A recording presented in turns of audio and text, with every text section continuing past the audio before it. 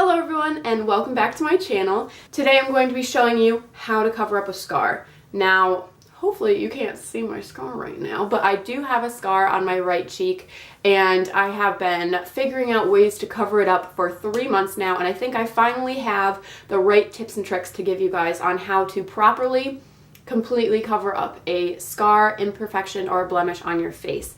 So if you want to figure out how to cover up a scar without making it look cakey or crazy, then please keep watching. Alrighty, let's get right on into it, shall we? The number one thing when you have something on your face that you're trying to cover up is to make sure that you clean your skin really well, that you moisturize your skin really well, especially with a scar. If you try and cover up a scar that has dry skin on top of it that isn't moisturized, you're going to be able to notice it a lot more when you try and cover it up with makeup. I use an exfoliator once a week over the scar. It's not a very gritty exfoliant because I don't want to hurt the scar in any way. It's just to get rid of the dry skin on top of it.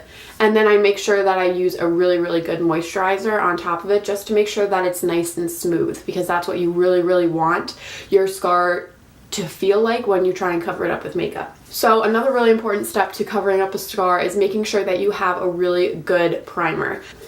Freaking oh my goodness. I'm using the Smashbox Photo Finish Foundation Primer, and this is pore minimizing, and that's really important. God, I'm gonna sneeze. Oh my goodness. You really want a pore minimizing or pore filling primer when you are priming your face and trying to cover up a scar, because a scar is going to have the ridge or opening in the middle where you were cut. And so you really want to be able to fill that so that your foundation and concealer and all that jazz, it doesn't sink down into it. So I'm using the Smashbox one. This one's almost out, so I really need to squeeze it. But any pore filling primer works. Any primer that has a lot of silicone, a lot of dimethicone in it that really fills. Oh God, I need to repurchase this bad boy. So you really want a filling and smoothing effect from your primer, because no matter what foundation you use, if you don't use a good primer on top of it, it's going to sink into your scar and really accentuate it rather than hide it. And I think a lot of people think that you have to cake on the makeup to cover the things that you want to do, and that's not true at all. It actually makes it a lot more noticeable when you have cakey makeup over top of it, because you just kept on putting thick layer after thick layer after thick layer of makeup on it to cover it up. So I really make sure that I massage the primer into the skin and make sure that it really fills the scar. So now it's time for foundation, and foundation is also really important.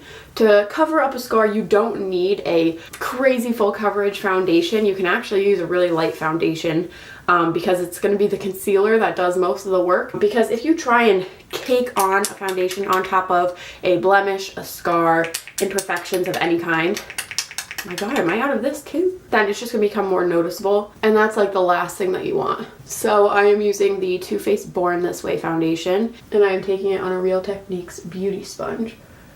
And as you can see, I'm doing just the tiniest layer, a very light layer. And I am patting very gently. And I really think that if you're trying to cover up a scar or a blemish or any type of imperfection on your face, you should definitely use a sponge, because brushes do not give you the finish of skin, if that makes sense. A beauty sponge does. It makes the foundation look like skin, and it really blends it nicely into the skin, and that's what you want. A brush can sometimes leave like stroke marks on your face and doesn't blend it in as well as it needs to be. If you guys are wondering how I got this scar, I'm actually making a video on it, and it will be up soon.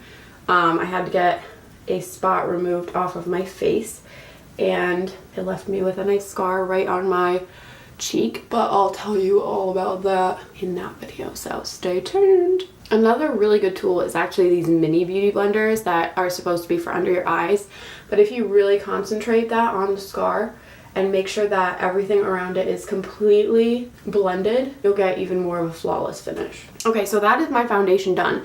As you can see, blemishes, the scar is still somewhat noticeable through it. And that's because we're going to build. And building is the number one important step in trying to cover up a scar. So I'm going to take a concealer now, and this is the Maybelline Fit Me in Fair. Why I like this concealer is because it's very lightweight. So once again, like, the worst thing you could do when trying to cover up a scar is make it look cakey, because then your eye or the person you're talking to, that's all they're going to be able to see. And it's just going to make it look worse than if you just didn't wear any makeup at all. Light layer by light layer is the way you want to go. And with the concealer, I'm taking the Mini Beauty Blender, because lightly stamping this over is really going to allow you to be super precise and be able to place the product exactly where you need, while with a regular size beauty sponge, it's just going to get things done a lot quicker, but not as precise. And when you're working with something that you're trying to pinpoint cover up, you really want something that's precise. Another tip that I forgot to mention with the foundation is I would not suggest doing a full matte foundation or a very glowy foundation, because glowy foundation can really accentuate the texture in your face, and a scar does create texture on your face because of the ridges, because of the raised areas, so it'll really draw attention to it.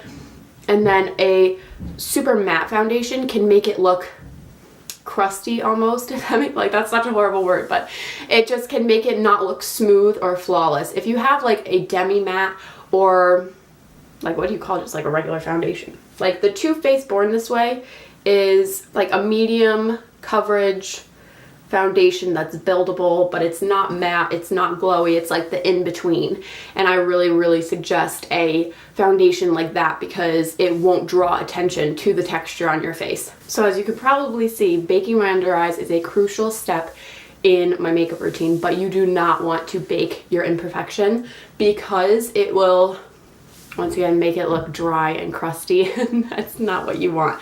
But you also don't want your makeup slipping and sliding off, and for the scar or the imperfection to be exposed during the day. So what I suggest is still using setting powder, but using a very light amount. Getting all the excess off your brush and just gently swiping over the area. Just because you want your makeup in that area to be set, but you don't want it to look overly dry. So this is a great technique to keep your makeup in place, but also to not dry out the area. For me personally, contour doesn't really impact or affect my scar, just because it's not in an area that I contour. If you do have an imperfection or a scar in your contour area, I would say you can definitely still contour that area with a darker color, because what contour does is it makes it look like you have a shadow on your face. So it creates dimension, it draws the eye away from the contours of your face. So I would say just go over it with your powders, with your contour creams, and it won't impact it at all. You just have to be gentle when going over it to make sure you don't remove the concealer and foundation that you placed over it. So now that I have removed my bake, it is time for all of the rest of the face products that are going to be on the scar. Now, the first one is bronzer, and bronzer is going to be in the area that I have the scar. You can definitely still use bronzer to warm up your face. My one word of advice to you is to use a matte bronzer, because shimmers are meant to accentuate high points of your face, to draw attention to them, to accentuate those certain areas on your face. If you put a shimmer in your bronzer and you put it over your scar, like I'm doing it right now, it'll draw attention to it, and it will it will accentuate it, and that's not what you want. With an imperfection, with a scar, you want it to almost be camouflaged into your skin with your makeup, and that really is the power of makeup. So when using a bronzer, definitely use a matte one. And same goes for the blush. Now, usually I always go for the California and the Dandelion blush from my Cheek Parade palette by Benefit, but the California has shimmer in it, so I've been staying away from it more recently. So I've just been using the Dandelion, which is a matte blush. It has tiny shimmer particles in it, but not enough to make your cheeks look shiny, and that's why I've been sticking with that one, because once again, as you're about to see, it goes over my scar, and I don't want to accentuate it. I just want to blend it in with the rest of my skin. And finally, this is the part that you really need to look out for, and that is highlight. Highlight accentuates the face like crazy. It accentuates your cheekbones, it accentuates the inner corner of your eye, your brow bone, wherever you put it. Do not put it on your scar.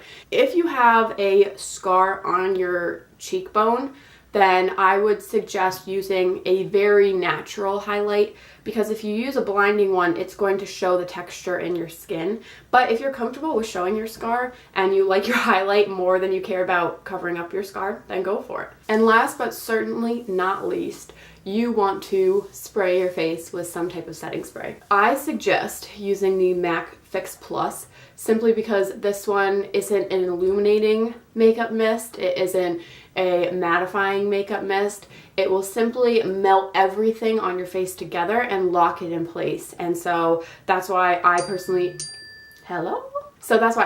suggest this one, just because it will really just melt everything together and make everything look seamless, including the makeup over your scar.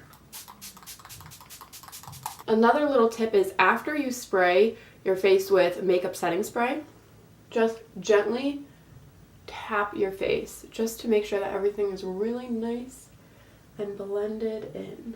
So that is it. Those are my tips and tricks for covering up a scar or an imperfection on your face. I really hope you enjoyed this video. If you did, and if it was helpful for you, please make sure to give this video a thumbs up and subscribe if you'd like to see some more videos. Thank you so much for watching, and I will see you next time.